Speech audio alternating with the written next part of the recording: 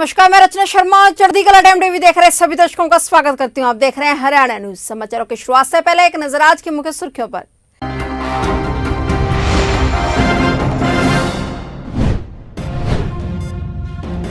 हरियाणा में आज से खुले चौथी और पांचवी के स्कूल, कई तरह की सावधानी व बचाव के किए प्रबंध। रिहाई के बाद पूरी तरह सक्रिय हुए इनेलो सुप्रीमो, हरियाणा के सभी जिलों का करेंगे दौरा।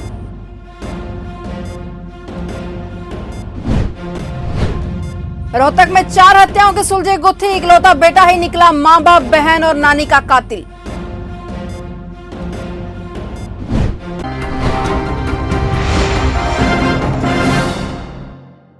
और अब समाचार विस्तार से। आज यानी बुधवार से हरियाणा में चौथी और पांचवी कक्षा के सरकारी और निजी स्कूलों के बच्चों के लिए स्कूल खोल दिए गए हैं। कोरोना को देखते हुए स्वास्थ्य विभाग के निर्देश पर शिक्षा विभाग स्कूल खोलने को लेकर हर प्रकार की सावधानियां बरत रहा है। मार्च 2020 में कोरोना महामारी के चलते स्कूलों को बंद कर दिया गया था। महामारी कम होने पर एक दो बार बीच बीच में उच्च शिक्षा के बच्चों के लिए स्कूल खुले, लेकिन कोरोना की दूसरी लहर के बाद वो भी बंद हो गए। इसके बाद फिर महामारी कम होने पर 9वीं से 12वीं और फिर 6ठी से 8वीं के स्कूल खुले। अब आज 1 सितंबर से चौथी और पांचवी कक्षा के स्कूल भी खुल गए हैं। चौथी और पांचवी के बच्चों के स्कूल आने से पहले स्कूलों में हर तरह से सावधानी व बचाव के प्रबंध भी किए गए हैं। वहीं लंबे समय के बाद स्कूल खुलने पर कई अभिभावक भी खुश हैं। इनेलो सुप्रीमो ओम प्रकाश चौटाला रिहाई के बाद फिर से फील्ड में उतर आए हैं और वह हरियाणा के सभी 22 जिलों का दौरा करेंगे। एक दिन में वह 2 जिलों में कार्यकर्ताओं से रूबरू होंगे। इसी कड़ी में आज ओम प्रकाश चौटाला ने सिरसा और फतेहाबाद जिले से कार्यक्रमों की शुरुआत की है। उनके कार्यक्रमों के लिए कार्यकर्ताओं में भी भारी उत्साह है। इनेलो सुप्रीमो ओम प्रकाश चौटाला इस जिले में कार्यकर्ताओं से रूबरू हो रहे हैं। बता दें कि 25 सितंबर को चौधरी देवीलाल की जयंती चीन में मनाई जाएगी। इसमें चौधरी देवीलाल व चौधरी ओम प्रकाश चौटाला के पारिवारिक मित्र रहे कई दलों के वरिष्ठ नेता भाग लेंगे। इस मौके पर ओपी चौटाला 25 सितंबर को जींद में ताऊ देवीलाल के जन्मदिन पर एक बड़ी रैली करेंगे। चौटाला के आज से शुरू हुए दौरों को लेकर कार्यकर्ताओं में भारी उत्साह है। चौटाला 12 दिनों में प्रदेश के सभी जिलों का दौरा पूरा कर लेंगे। रोहतक के विजयनगर में एक परिवार के 4 सदस्यों की हत्या के मामले में पुलिस अधीक्षक राहुल शर्मा ने बड़ा खुलासा किया है। इस संबंध में घर के इकलौते बेटे पर शक जाहिर हुआ था, जिसके बाद पुलिस ने उसे सख्ती से पूछताछ की। पूछताछ के दौरान आरोपी अभिषेक उर्फ मोनू ने अपने जुर्म को कबूल कर लिया है। वह बार बार पुलिस को दिए गए बयान बदल रहा था, जिस पर पुलिस को उस पर शक हुआ। पुलिस के अनुसार प्रॉपर्टी बहन के नाम थी, जिस वजह से अभिषेक नाराज था, इसलिए उसने हत्याकांड को अंजाम दे दिया। पुलिस ने 4 दिनों तक संदिग्धों से पूछताछ के बाद मुख्य आरोपी को सोमवार को पूछताछ के लिए उठाया और फिर सच सामने आ गया। बता दें कि विजयनगर कॉलोनी का रहने वाला प्रदीप मलिक प्रॉपर्टी डीलिंग का काम करता था, लेकिन 27 अगस्त की दोपहर उनके मकान की छत पर बने कमरे में प्रदीप, उनकी पत्नी बबली व प्रदीप की सास रोशनी का शव मिला हुआ था। और यही नहीं, प्रदीप की 17 वर्षीय तमन्ना और उर्फ नेहा बेटी भी घायल अवस्था में पड़ी हुई थी। इन चारों के सिर में गोली मारी गई थी। प्रदीप की बेटी को इलाज के लिए रोहतक पीजीआई में भर्ती कराया गया, जहां आज उसकी भी मौत हो गई। बताया जा रहा है कि तमन्ना की गर्दन में गोली लगी थी, जो डॉक्टर निकाल नहीं पाए। घटना की गंभीरता को देखते हुए रोहतक के एसपी राहुल शर्मा ने भी मौके पर पहुंचे थे और खुद भी जांच पड़ताल की थी। पुलिस को मौके से गोली के खाली खोल भी बरामद हुए हैं। हरियाणा में अब रोडवेज की बसों की कोई कमी नहीं रहेगी। यह इतिहास में पहला मौका होगा जब एक साथ पूरे हरियाणा के लिए सरकार की तरफ से 400 बस जनता को समर्पित की जाएंगी। इतना ही नहीं, बैटरी वाली बस की भी आने वाले समय में हरियाणा में भरपार रहेगी। और फिलहाल बैटरी वाली एक बस हरियाणा सरकार की ओर से आई है, जो फरीदाबाद से गुरुग्राम में चल रही है। सरकारी बैटरी वाली इस बस का ट्रायल करवा रही है और अगर सब कुछ अच्छा रहा तो 400 बस के अलावा बैटरी की बस भी हरियाणा में होगी। बहुत लंबे समय के बाद जो हरियाणा रोडवेज जो बेड़ा है, प्रदेश के मुख्यमंत्री मनोहर लाल जी ने उसकी हाई पावर परचेज कमेटी में जो परमिशन हरी झंडी दी है। टोटल बस 809 है और बेड़े में जो बस आनी है इस साल में 400 आनी है और 400 बस अगले उसमें आनी है और जल्दी उसकी डिलीवरी चेसिस की मिलेगी। और जल्दी ही हमारे गुड़गांव में जो HRC है इसका शुरुआत होगी। महीना में 100 बस के आसपास महीना में बन के तैयार होंगी।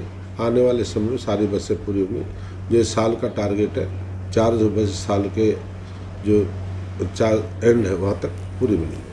दिल्ली से सटे फरीदाबाद के गांव सोतई में जन्माष्टमी के अवसर पर मंदिर में पहले दही हांडी चढ़ाने को लेकर दो पक्षों में विवाद हो गया था। बात इतनी बड़ी कि एक युवक ने गोली मारकर दूसरे की हत्या कर दी। मृतक युवक का नाम भूपेंद्र है, वैसी गांव का निवासी है। वहीं गोली मारने का आरोप भोली सरपंच के बेटे सोनू पर है। और ग्रामीणों ने बताया कि जन्माष्टमी के अवसर पर गांव निवासी 20 वर्षीय भूपेंद्र और भोली सरपंच का लड़का सोनू अलग अलग वृंदावन गए थे। वहां से दोनों दही हांडी लेकर आए थे। यह हांडी गांव के मंदिर में चढ़ाई जानी थी। दोनों के बीच पहले दही हांडी चुराने की होड़ लग गई।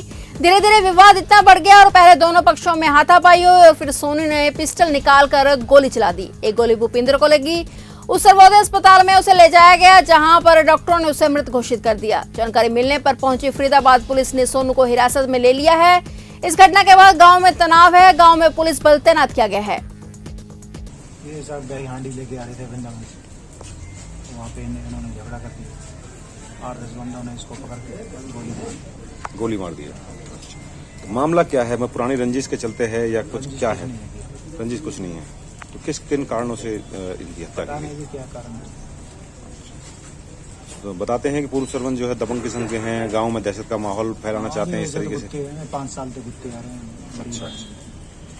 अब आप क्या चाहते हैं? हम तो न्याय चाहें, जी को पकड़ जाए और कहा जाए। जो मृतक हैं इनका नाम क्या है और कितनी उम्र कितनी है? उम्र 20 साल, नाम भूपेंद्र कुमार। MBBS कर रहा है जी?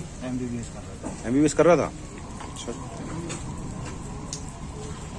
कलायत मंडल स्तरीय भाजपा किसान मोर्चा की कमेटी का गठन करने के लिए किसान मोर्चा के मंडल अध्यक्ष सतबीर की अध्यक्षता में विशेष बैठक का आयोजन किया गया। लोक निर्माण विश्राम गृह में आयोजित हुई बैठक में मुख्य अतिथि के तौर पर जहां किसान मोर्चा के जिलाध्यक्ष संजीव राणा व कलायत मंडल अध्यक्ष महिपाल राणा धुमाड़ा ने शिरकत की।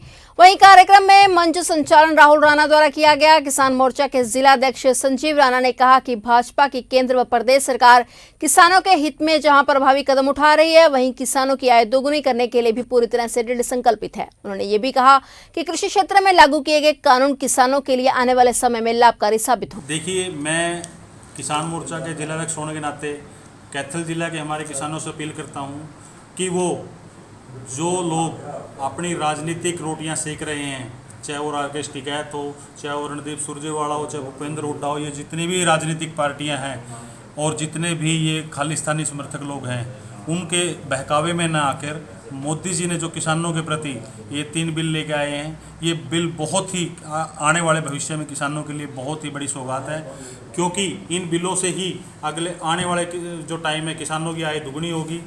विपक्ष नहीं चाहता कि किसानों की आय दुगनी हो, किसान इस देश का तरक्की करे। क्योंकि उन लोगों की राजनीतिक ज़मीन खिसक चुकी थी। उन लोगों के पास ना तो नरेंद्र मोदी के खिलाफ कोई मुद्दा है, ना माननीय मनोहर लाल जी के खिलाफ कोई मुद्दा है। वो सिर्फ और सिर्फ इस प्रदेश के भोले भाले किसानों को, इस देश के भोले भाले किसानों की कंधे में धर के बंदूक चला रहे हैं। जिला यमुनानगर के Krida Bharati Haryana challenge youth club की ओर से जिला यमुनानगर के तेजली स्टेडियम में बॉक्सिंग की प्रतियोगिता रखी गई, जिसमें मुख्य अतिथि के रूप में प्रवीण छावड़ा जी ने दीप प्रज्वलित कर सभी खिलाड़ियों को उज्जवल भविष्य की शुभकामनाएं दी और कहा कि इस कार्यक्रम में सभी लोगों ने अपना अपना महत्वपूर्ण रोल अदा किया है। वे अपने आप में एक बहुत ही महत्वपूर्ण उपलब्धि है। जितना ज़्यादा प्रैक्टिस करते हैं उतना ज़्यादा निखरते हैं। मैं तो इनको शाइनिंग स्टार्स ही कहूँगी। ये हमारे आज के शाइनिंग स्टार्स हैं। जितने भी पार्टिसिपेंट हैं, हार या जीत तो चलती रहती है, लेकिन हारना या जीतना मैटर नहीं करता। खेल जो है वो हमें बहुत सारी लेसन्स देते हैं, जैसे कि team spirit, determination, confidence.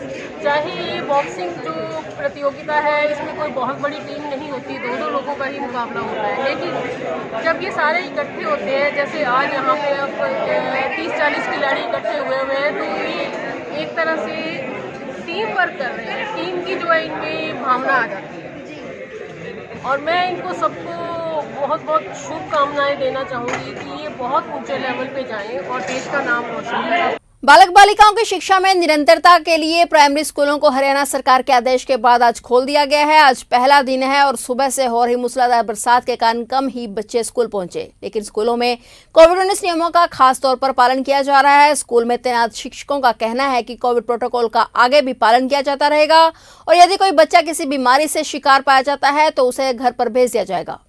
Sir बिल्कुल, हमारे आज 4 to 5 के स्कूल भी आज खुल गए हैं और सावधानी की तरफ पे आपने जैसे देखा कि हम जैसे ही बच्चे गेट से एंटर करते हैं, हम वहीं से उनका टेम्परेचर रिकॉर्ड स्टार्ट करते हैं। उसके बाद हम सारे बच्चों को डिस्टेंस मेंटेन करके सैनिटाइज़ करवाते हैं। सैनिटाइज़ कराने के बाद अगेन ऑडिटोरियम में हमारा फिर से टेम्परेचर रिकॉर्ड होता है, जो हम आने और जाने, इन और आउट दोनों का बच्चों का टेम्परेचर रिकॉर्ड करते हैं। उसके बाद ही हम उन्हें क्लासेस में अलाउ करते हैं। और अगर हमें लगता है कि कोई बच्चा फिट नहीं है या खांसी जुकाम बुखार या फिर बीमार है, तो हम टेम्परेचर करके इमीडिएटली उसे आइसोलेट करते हैं ऑडिटोरियम में, पेरेंट्स को कॉल करवा के उसे यहीं से घर भेज देते हैं। उसे बाकी बच्चों के साथ इंटरेक्ट करने नहीं दिया जाता। कलाल विधानसभा के गांव कुराड़ में जन्मे रोहित गिल को 22 साल की उम्र में वर्ष 2016 में भारतीय वायुसेना में फ्लाइंग अफसर चुना गया। किसान सुरेश कुले एक साधारण परिवार से संबंध रखते हैं, जिन्होंने अपने पुत्र रोहित गिल को नवोदय विद्यालय तितरम से 10वीं की कक्षा पास करवाई और फिर अपनी लगन से कुंजपुरा सैनिक स्कूल में दाखिला दिलाया और फिर वहां से अपनी काबिलियत को उधार देकर आज भारतीय वायुसेना में बतौर पायलट के तौर पर देश की सेवा कर रहे हैं। आज जिला कैथल के उपायुक्त प्रदीप दहिया के कर कमलों द्वारा कलायत हल्का के PWD रेस्ट हाउस में सम्मानित किए गए। यह हरियाणा व जिला कैथल के लोगों के लिए बड़े गर्व की बात है। जो संस्कार उनके माता पिता ने दिए हैं वे काबिले तारीफ हैं। लेकिन ऐसा नहीं है कि हम अपने आप को मतलब जैसे कुएं का मेंढक होता है कि हम बाहर देख ही नहीं रहे कि दुनिया में क्या चल रहा है। तो अभी अपने आप को इस काबिल बनाओ कि आप सिर्फ एक उस चीज में ही लिमिटेड नहीं हो, बाकी कुछ पाने की इच्छा रखो। और ऐसा नहीं, अगर आपका मन है तो आप सरकारी स्कूल में भी अच्छी पढ़ाई कर सकते हो। जिंदगी में कभी इस चीज की शिकायत मत करो कि मुझे ये नहीं मिला, मुझे वो नहीं मिला। अगर आपके अंदर इच्छा है तो आप सब कुछ पा। करनाल में किसानों पर हुए लाठीचार्ज को लेकर यूथ कांग्रेस के कार्यकर्ताओं ने शहर के प्रेम नगर स्थित मुख्यमंत्री आवास का घेराव करने का प्रयास किया। दरअसल घेराव करने का ऐलान पहले ही कर दिया गया था, जिसे देखते हुए पुलिस प्रशासन ने सीएम आवास पर जाने वाले रास्तों पर बैरिकेडिंग कर दी थी और हाथों में झंडे और तख्तियां लिए यूथ कांग्रेस के कार्यकर्ताओं ने सीएम आवास की तरफ बढ़ने की कोशिश की। इसी बीच जोश में आए कार्यकर्ताओं ने बैरिकेड्स को भी पार करने की कोशिश की, जिसकी वजह से पुलिस के साथ उनकी बहसबाजी भी हुई। इसके बाद कार्यकर्ताओं ने पुलिस के कहने पर बैरिकेड्स पर ही एसडीएम के नाम ज्ञापन सौंपा। ज्ञापन के जरिए कार्यकर्ताओं ने किसानों पर लाठीचार्ज करने के आदेश देने वाले दोषी अधिकारियों के खिलाफ मुकदमा दर्ज करने और लाठीचार्ज के बाद संदिग्ध परिस्थितियों में मरने वाले किसान के परिवार के एक सदस्य को सरकारी नौकरी और अधिक से अधिक मुआवजा देने की मांग रखी है।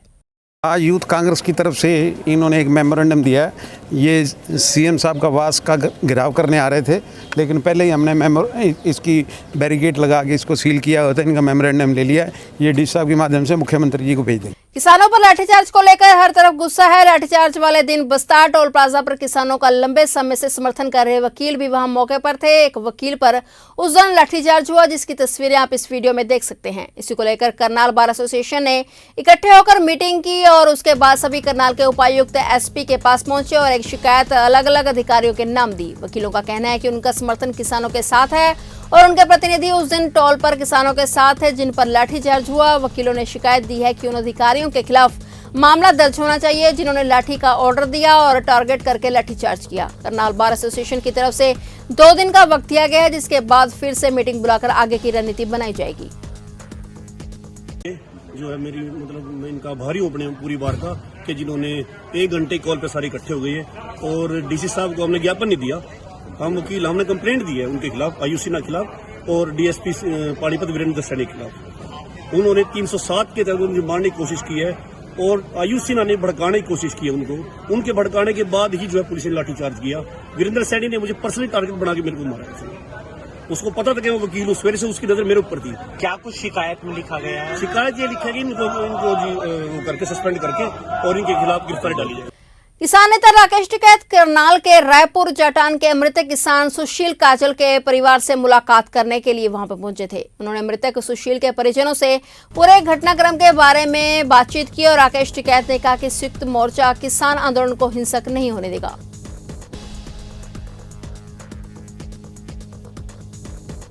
देखो, दुखद घटना है, उनके परिवार से मिल आए।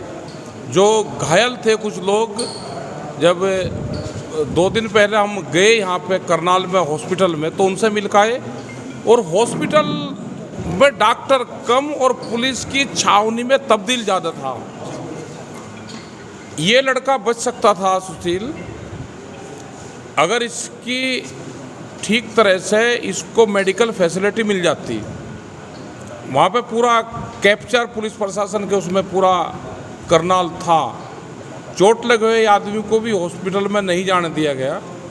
और इसकी शाम को जब ये यहाँ पर अपने घर पाया ये लेटा और सुबह ही जब ये उठा तो इसकी डेथ हुई पाई, क्योंकि लाठीचार्ज था, इसके पेट में भी चोट लगी थी और सिर में भी इसके चोट थी।